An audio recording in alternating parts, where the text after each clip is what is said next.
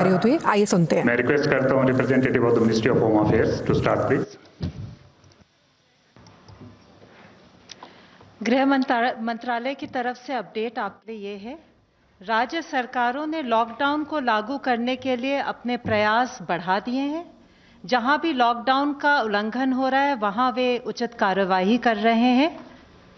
आवश्यक खाद्य सामग्री जैसे गेहूं, चावल, दालें एवं दूध की आपूर्ति की स्थिति संतोषजनक है और इनकी उपलब्धता को निरंतर मॉनिटर किया जा रहा है।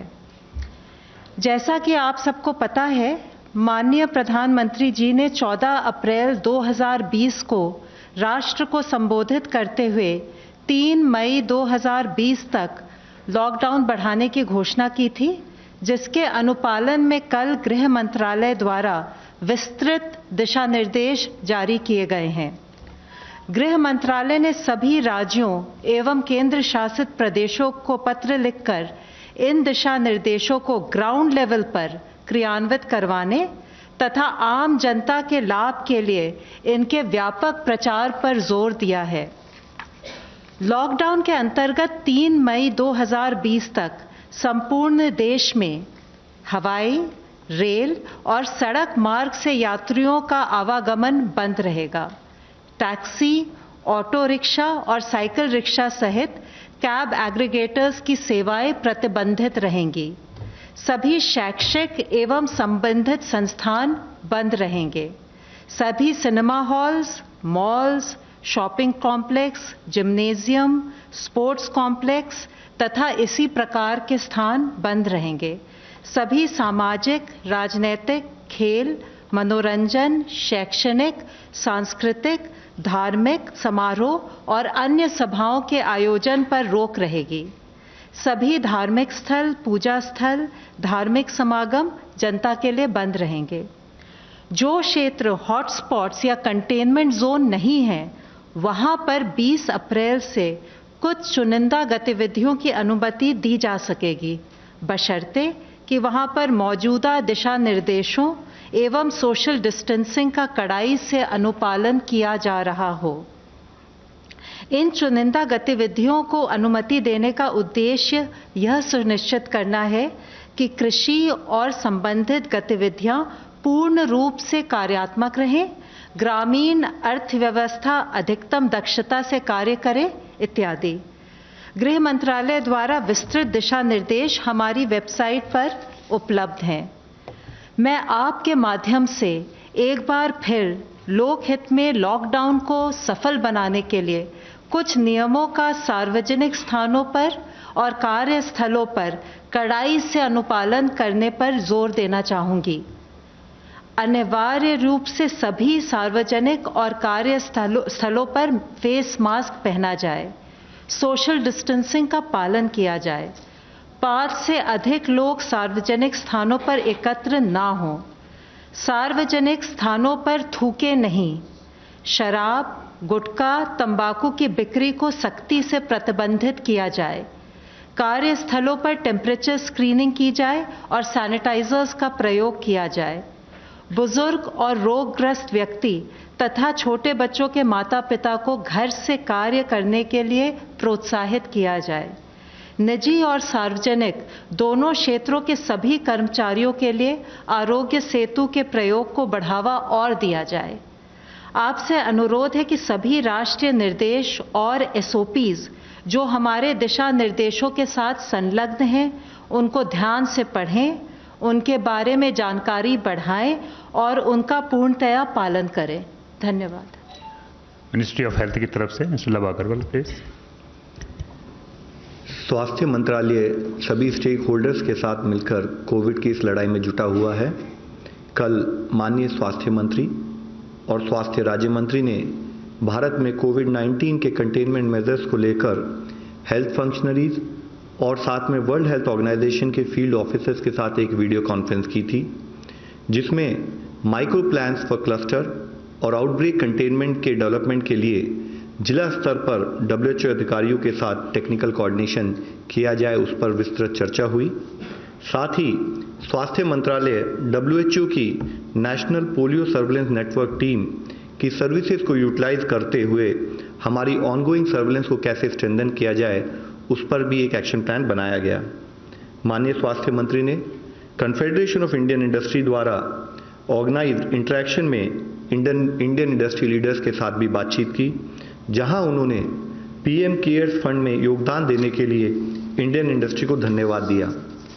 साथ ही माननीय मंत्री जी ने उन्हें एश्योरेंस दिया कि सरकार उनके सामने आने वाली कठिनाइयों से अवगत है और इकोनॉमी के रिवाइवल के लिए किए जा रहे मेजर्स के द्वारा उनके कंसर्न्स को एड्रेस भी किया। इसके अलावा उन्हें कोविड के समय में हेल्थ केयर में मेक इन इंडिया के अवसरों का बेस्ट यूज करने के लिए एनकरेज किया, ताकि देश critical health care equipment provision में ज़्यादा रेजिलिएंट और आत्मनिर्भर हो सके।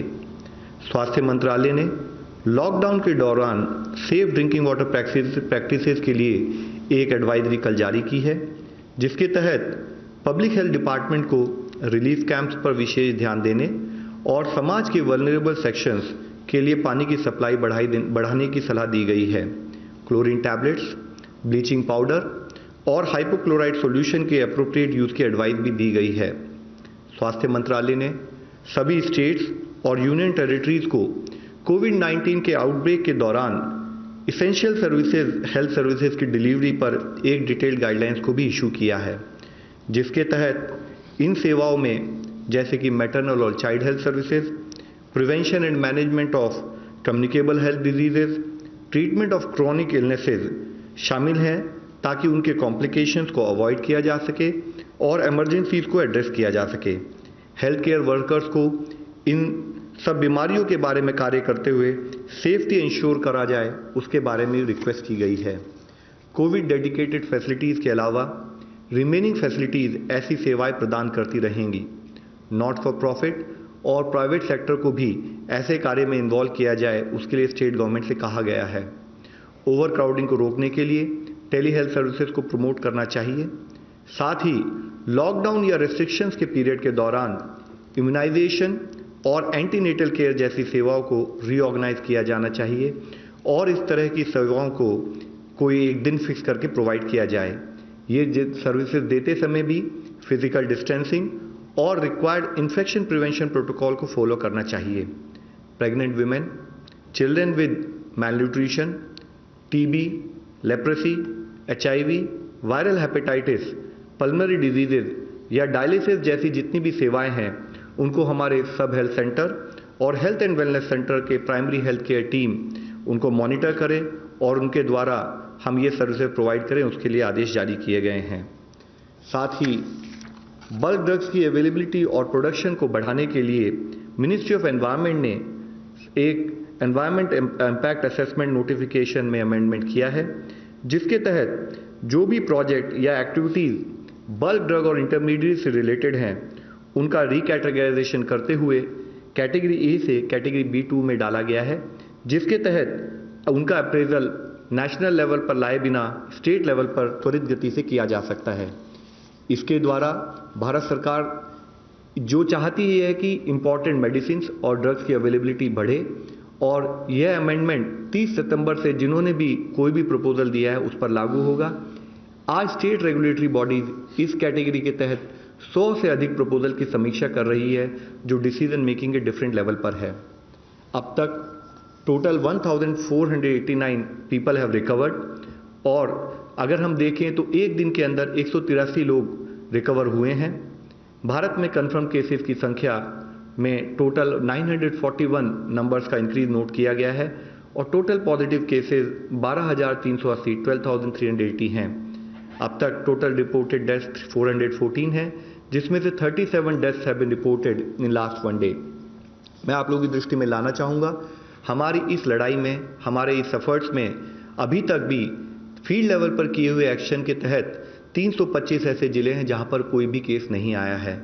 हमारी केस फैटेलिटी रेट अगर 3.3% है, तो हमारी percentage of people who have recovered so far is around 12.02%।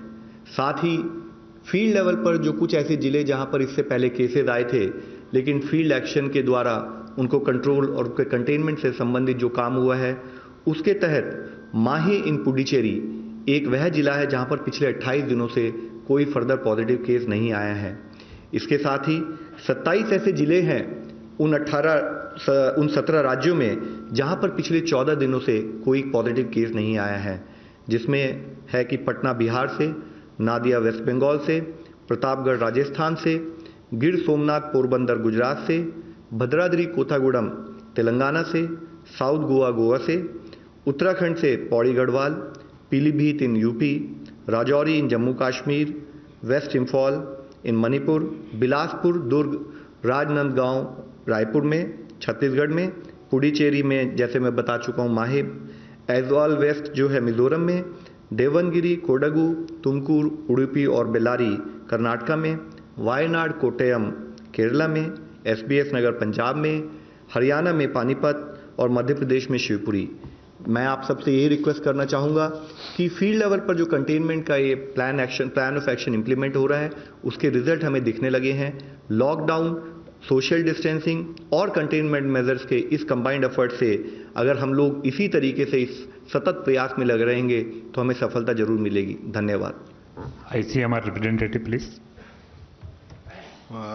आज तक हमने 2,90,401 लोगों की टेस्ट की है। उनमें से 30,043 यानी 30,043 इनकी टेस्ट कल हुई। उसमें 26,331 जो थे वो ICMR नेटवर्क के जो 176 लैब्स है उनमें हुआ है। 3,712 ये प्राइवेट लैब्स में हुआ है जिनकी संख्या अभी 78 है, और उनके कलेक्शन सेंटर्स ये 16,000 सिटीज़ के अंदर पाए जाते हैं देश भर में। ये जो कैपेसिटी का बार बार इशू आता है, अभी आपने देखा कि 26,331 वो नेटवर्क में से हुए हैं। हम अगर 9 घंटा काम करते हैं जैसे एक शिफ्ट में करते हैं तो हमारी अभी जो लैब की कैपेसिटी है वो 42,418 है, और अगर हम उसको बढ़ा के 2 शिफ्ट में कर दें तो 78,227 लोगों की टेस्ट हम हर दिन कर सकते हैं। दूसरी बात जो बार बार पूछ रहे थे सब, रैपिड टेस्ट किट्स आए क्या? 2 किस्म के रैपिड टेस्ट किट्स आज आ चुके हैं। एक लिवजॉन करके कंपनी का है, एक वॉन्फ्लो करके कंपनी का है। ये जो टेस्ट किट्स हैं इनकी संख्या लिवजॉन की 2 लाख और वॉन्फ्लो की 3 लाख है। इन दोनों किट में थोड़ा सा फर्क है। फर्क यह है कि लिवजॉन का जो किट है, लिवजॉन का किट और वॉन्फ्लो के किट में IgG और IgM 2 अलग बैंड्स आते हैं क्या? एक इसमें दोनों बैंड एक साथ होते हैं, जिसके बारे में हम थोड़ी चर्चा करके देखें। इन दोनों किट्स की सेंसिटिविटी 80% से ज़्यादा है और स्पेसिफिसिटी भी तकरीबन 84% से ऊपर ही है। तो जिस ढंग से इनका जो क्लेम है कि ये टेस्ट अच्छे हैं, शायद उसका पहला इस्तेमाल होगा और हमको खुद को भी उसके बारे में फील्ड कंडीशंस में का पता चल जाएगा। अब जब इन चीज़ों की हम बात करते हैं तो 2 चीज़ें समझना ज़रूरी है। ये सीरोलॉजिक किट्स हैं। अब जब हम सीरोलॉजिक किट्स बोलते हैं, जो एंटीबॉडी देखने के किट्स जिसको हम अभी रैपिड किट करके ज़्यादा जानते हैं, वो किट्स के बारे में हमको थोड़ा समझना पड़ेगा। मेरे शरीर में अगर विषाणु गया तो मुझे क्या दिखेगा? सबसे पहले मेरे नेजल स्वैब या ओरल फेरेंजियल स्वैब, जहाँ से स्वैब जो हम लेते हैं उसमें विषाणु नज़र आएगा। मैं अगर और 8 दिन रुकूं, 8 दिन के बाद में मुझे क्या दिखाई देगा कि जैसे मुझे लक्षण आना शुरू हो जाएंगे, उन विषाणु की संख्या ये मेरे गले में या नाक में रहे वो सबसे ज़्यादा होती है जब लक्षण आते हैं। जब उसके बाद में ये गिरना शुरू हो जाती है। अब उस वक्त एंटीबॉडी को क्या होगा? अब थोड़ा एंटीबॉडी के बारे में हम समझ लें, यानी वो क्लैरिटी हमको लोगों तक पहुंचाने आएगी। मेरे शरीर में अगर कोई विषाणु गया तो वो विषाणु को लड़ने के लिए मेरा शरीर कुछ शस्त्र तैयार करता है, जिनको हम साइंटिफिक भाषा में एंटीबॉडी बोलते हैं। ये एंटीबॉडी जो होती है, जैसे अगर मुझे बताना है, समझो इस किस्म का विषाणु है तो एंटीबॉडी इससे एग्जैक्टली उल्टी होती है, वो इस किस्म की रहेगी और उसको चिपक जाएगी तो वो विषाणु नाकाम हो जाएगा। अब हमको एक समझना है, इनमें टाइप्स होते हैं। सबसे पहली एंटीबॉडी जो आती है वो IgM किस्म की एंटीबॉडी आती है। ये जो IgM किस्म की जो एंटीबॉडी होती है, ये ज़्यादा दिन रुकती नहीं, थोड़े दिन के बाद में चले जाना अपेक्षित रहता है। IgM एंटीबॉडी जैसे आती है तो हमको पता चलता है कि ये इन्फेक्शन रिसेंट है, ऐसे में लगा है। जब IgG एंटीबॉडी आएगी तो मुझे ये पता चलेगा कि मेरी प्रतिकार शक्ति अच्छी हो रही है। इसका मायना सिर्फ IgG अगर मुझे दिखा और IgM नहीं दिखा तो मैं ये समझ सकता हूँ ये पुराना इन्फेक्शन है। अब इतना मैंने क्यों बताया, उसके दो कारण हैं। जब हम रैपिड एंटीबॉडी टेस्ट करेंगे तो ये rapid antibody test early diagnosis के लिए नहीं है। ये लोगों ने समझना बहुत ज़रूरी है। अर्ली डायग्नोसिस को क्यों नहीं है कि हमने 10 दिन होने के बाद में या ऑलमोस्ट 2 हफ्ते होने के बाद में समझो मैंने एंटीबॉडी टेस्ट की तो 80% लोगों में ही सिर्फ वो एंटीबॉडी दिखती है। इसका मतलब मेरा डायग्नोसिस 20% में मैं सिर्फ एंटीबॉडी इस्तेमाल करूं तो 15 दिन होने के बाद में भी मैं बोल नहीं पाऊंगा। इसलिए ये डायग्नोसिस के लिए इस्तेमाल नहीं होती है, ये इस्तेमाल होती है सर्वेलेंस के पर्पस के लिए। सर्वेलेंस यानी क्या, जैसे अग्रवाल साहब बार बार आपको ये बता रहे हैं कि हॉटस्पॉट्स होते हैं। अब ये हॉटस्पॉट पे आपको अगर नज़र रखना है तो यहाँ ये बढ़ते जा रहा है या कम होते जा रहा है ये अगर मुझे देखना है तो मैं ये एंटीबॉडी टेस्ट पीरियोडिकली करके मैं जान सकता हूँ। अब कुछ लोगों के मन में एक विचार आएगा कि क्या एंटीबॉडी टेस्ट पॉजिटिव हो गई, इसका मायना मुझे इन्फेक्शन हुआ, मुझे बाद में इन्फेक्शन नहीं होगा, ऐसे मैं मान सकता हूं क्या? तो हमको एक दूसरी चीज समझना है। कोई भी विषाणु के खिलाफ जब एंटीबॉडी तैयार होती है, हर विषाणु उस विषाणु के साथ बाद में अच्छे ढंग से लड़ सकती है वो एंटीबॉडी, ऐसे नहीं होता है। उदाहरण के तौर पे देता हूं, मुझे अभी यहाँ हिंदी में क्या बोलते हैं मालूम नहीं, वैरिसेला जोस्टर करके जो होती, चिकन पॉक्स जो होता है ना, चिकन पॉक्स की जो बीमारी होती है उसमें जो एंटीबॉडी एक बार तैयार हो जाए तो इतने अच्छे दर्जे की होती है, इतनी अच्छी क्वालिटी होती है कि जिंदगी भर बाद में नए सिरे से ये चिकन पॉक्स आपको कभी होता नहीं। लेकिन उसी हिसाब से अगर आपने देखा तो साइंस में का पैराडॉक्स देखो, आपको HIV इन्फेक्शन हुआ, मेरे शरीर में HIV एंटीबॉडी जिंदगी भर दिखेगी लेकिन वो HIV के खिलाफ प्रोटेक्ट नहीं करती है। तो एंटीबॉडी दिखे भी तो हम ये नहीं समझ सकते हैं कि इसका मायना मुझे हुआ ही नहीं है। ये देख यानी मेरा इम्यून रिस्पांस बहुत स्ट्रांग है, अभी मुझे कभी होगा नहीं, ये बोलना कठिन होता है। कब तक कठिन होगा? जब तक इसके ऊपर अच्छा संशोधन नहीं होता, ये एंटीबॉडी कितनी अच्छे ढंग की है इसका पता नहीं चलता, जब तक हम इसको इस्तेमाल नहीं कर सकते इस ढंग से। ये क्यों बोल रहा हूँ? हमने सर्वेलेंस पर्पस के लिए इस्तेमाल करना है, ट्रेंड देखने के लिए इस्तेमाल करना है, लेकिन इसको हम अर्ली डायग्नोसिस के हिसाब से हमने कभी इस्तेमाल करना नहीं चाहिए।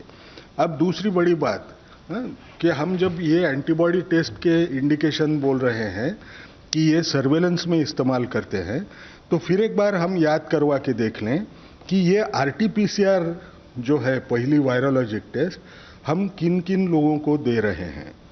अब अगर मैं आपको बोलूं, फिर पुरानी याददाश्त आपको दिलवा दूं कि ये जो टेस्ट किट है, ये जो टेस्ट है किस किस को ऑफर होती है? जो भी ऐसी जगह से इंटरनेशनली आया है जिनको 14 दिन में वो वहाँ गया था जहाँ ये बीमारी ज़्यादा फैली हुई थी, उसको ऑफर हो सकती है, उसको अगर उसके लक्षण दिखाई दे तो। लेकिन आज के तौर पे ये क्राइटेरिया रिलैक्स्ड है, लेकिन कभी ना कभी तो भी, क्योंकि ये अभी तो लॉकडाउन चालू है, इंटरनेशनल फ्लाइट्स नहीं है, कभी ना कभी तो भी ऐसे होगा, फिर हम खुल जाएं, उस वक्त ये क्राइटेरिया फिर लगेगा, इसलिए उसको अभी भी रखे हैं। दूसरी बात हमको याद रखना है कि जो भी लैब कंफर्म्ड केस का कांटेक्ट है उसको अगर कोई लक्षण दिखे तो उसको हम ऑफर करते हैं।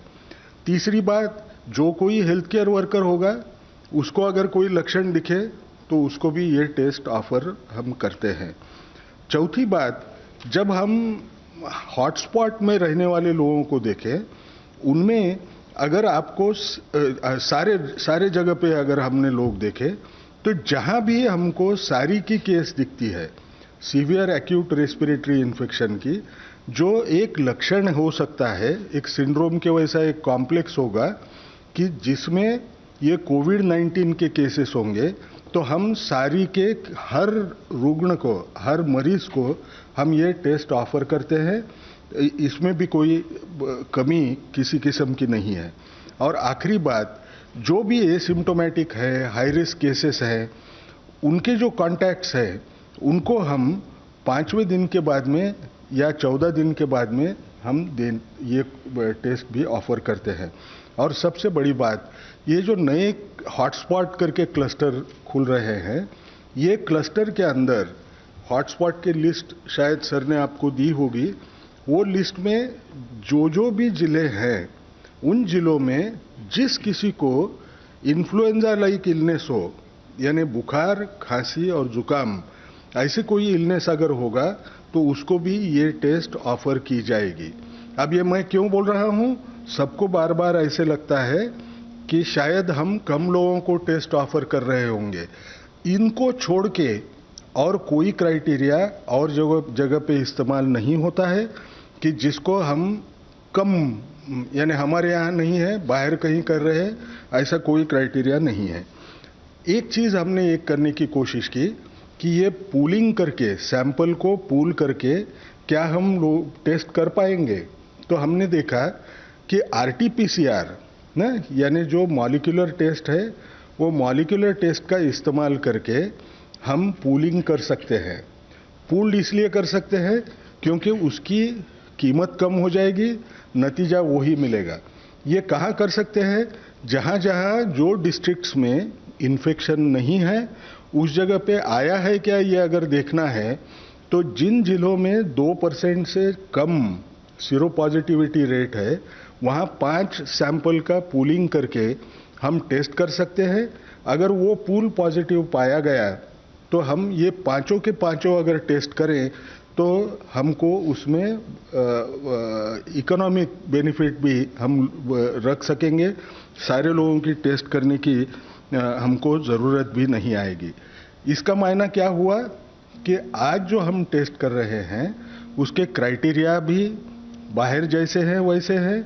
आज हमारा जो नेटवर्क है वो पूरा के पूरा नेटवर्क पूरे देश भर फैला हुआ है। सिर्फ इंतज़ार किस बात का है, हमारी जो कैपेसिटी है वो कैपेसिटी में जितने लोग चाहिए उतने लोगों का अगर मुझे टेस्ट करना है तो लोगों ने घर जिनको लक्षण होंगे, जो लोगों का कांटेक्ट आया होगा, वो लोगों ने अपनी टेस्ट करने के लिए आगे आना है। पहले ही मैं बता चुका हूँ कि 3-4 दिन पहले हमारे पास 6 हफ्ते टेस्ट करने के उतना स्टॉक था। आज हम ये बोल सकते हैं कि जैसे मैंने कल बताया, आज तकरीबन 8 हफ्ते तक हमको चिंता करने की ज़रूरत नहीं है। हम लोगों की टेस्ट कर सकते हैं। सिर्फ रैपिड टेस्ट जो है ये डायग्नोसिस के लिए नहीं है, क्योंकि ये टेस्ट अब आई तो सब लोग लिखना शुरू करेंगे। लोग सोचेंगे मैं रैपिड टेस्ट करवा लेता हूँ, वो उसके लिए नहीं है, डायग्नोसिस के लिए नहीं है, ये एपिडेमियोलॉजिक पर्पजेस के लिए है। Thank you. I think in detail you have elaborated on the infrastructure support system, Mr. Rajiv Jain. I'll give you a brief overview of the commendable work done by some of the infra ministries to aid in the fight against COVID-19. You are aware that Ministry of Civil Aviation core group was formed with important stakeholders for undertaking Lifeline Udan initiatives to transport essential medical cargo to remote parts of the country to support India's war against COVID-19. A hub and spoke Lifeline services were started from 26th March to 2020. Air India, Alliance Air, Indian Air Force and private carriers, they are operating flights to deliver essential items including medical supplies with special focus on the Northeast region, island territories and the hill states. Air India and Indian Air Force collaborated primarily for J&K, Ladakh, Northeast and other island regions. Helicopter services, including Pawan Hans Limited, have been operating in J&K, Ladakh and Northeast region, transporting critical medical cargo and patients. So far, 247 flights have been operated under Lifeline Udan by Air India, Alliance Air, Indian Air Force and private carriers. 154 of these flights have been operated by Air India and Alliance Air. Cargo transported till date is more than 418 tons. Aerial distance covered by Lifeline Udan flights till date is more than 2.45 lakh kilometers. An air bridge has been established with China with effect from 4th April 2020 for transportation of pharmaceuticals, medical equipment and COVID-19 relief material. Within South Asia, Air India transported medical supplies to Colombo. Air India operated first flight under Krishi Udan program between Mumbai and London on 13th April 2020, carrying 29 tons of fruits and vegetables to London and returned with 15.6 tons of general cargo material. I will give you a brief overview of Indian Railways now. Reaching out to those in need, over 16 lakh free meals have been served by Railways till 15th April 2020. India Post has used cargo flights and its own fleet of Red Mail motor vans to deliver essential items including medicines, COVID-19 testing kits and medical equipment including ventilators. Around 1.3 crore post office saving bank transactions were carried out involving more than 21,000 crores apart from 52 lakh India Post payments, bank transactions involving around rupees 1,500 crores, AEPS transactions worth more than rupees 120 crores served around 5 lakh customers at the doorsteps. Around 26 lakh mail articles were delivered apart from payment of about 10 lakh money orders. Last is Ministry of Road Transport and Highways. It has been ensured that no payments are delayed due to the closure of office and the payments are released to contractors, consultants, vendors in a time-bound manner using digital payment platforms. About rupees 10,000 crores has been released by NHAI to various contractors, consultants and vendors clearing their pending bills during the lockdown period. States and UTs were advised to extend validity of fitness certificates, permits, driving license or other vehicles documents under the Motor Vehicles Act 1988 and Central Motor Vehicles 1989 up to 30th June 2020, whose extension of validity may not be granted due to lockdown period and which have expired since 1st Feb 2020 or would expire till 30th June 2020. Now, first online question. Is the center sending some special teams or task force to Maharashtra to help the local government and the municipal authorities? Sir already Maharashtra में और महाराष्ट्र के अलावा देश के विभिन्न parts में 11 राज्यों में हमारी सेंट्रल टीम गई हुई है। महाराष्ट्र के विषय में आते हैं तो इससे पहले ही ऑलरेडी हमारी एक सेंट्रल टीम पुणे, एक सेंट्रल टीम मुंबई में काम कर रही थी और एक एडिशनल टीम 2 दिन पहले हमने भेजी है, जिसके तहत भी हम स्टेट गवर्नमेंट से कोऑर्डिनेट करते हुए कंटेनमेंट प्लान को मॉनिटर कर रहे हैं। Miss Palomi from India today.